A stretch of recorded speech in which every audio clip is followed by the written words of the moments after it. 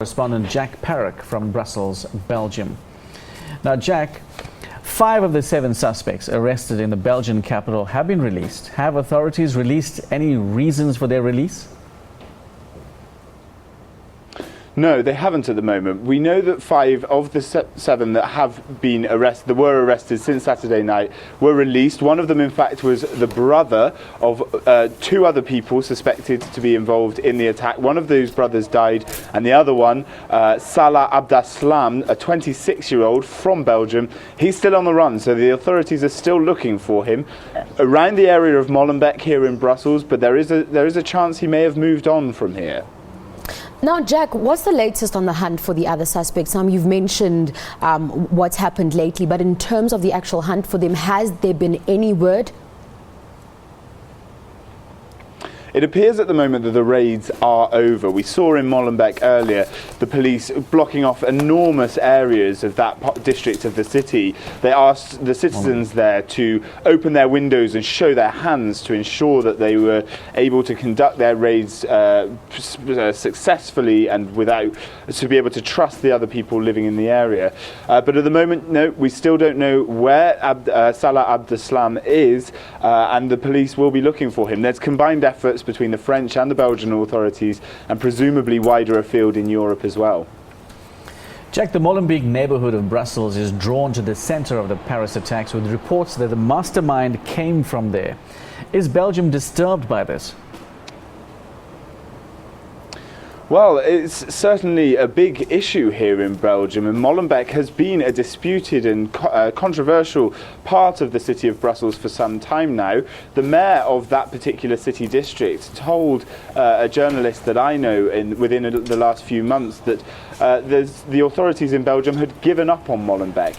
It has been accused in the past of being an incubation site, a hotbed of radical extremism. So there are questions being asked about why more wasn't done.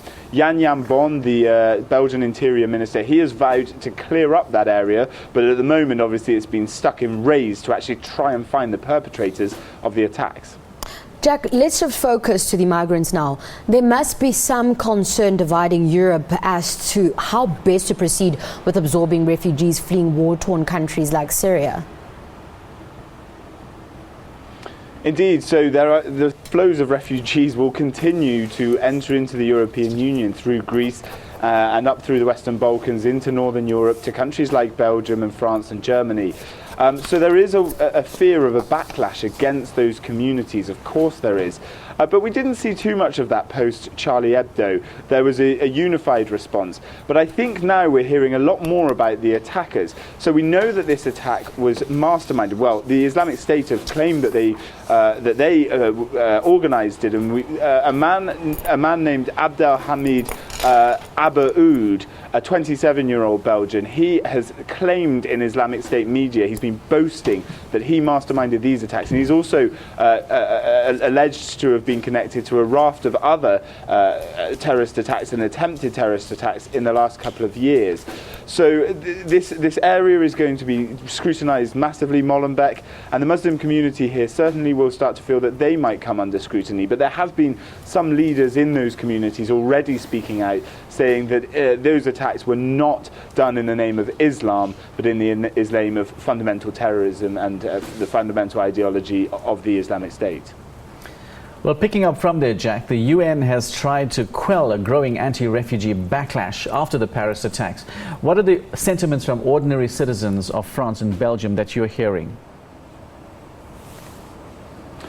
Well, at the moment, the best way to judge that is on Twitter and Facebook and other social media. And at the moment, it seems that there's a split opinions. Many people have said that they had already pointed out that there was a large chance that extremists would come in the refugee flows coming from Syria, Iraq, and Afghanistan, etc., and that they had warned of this.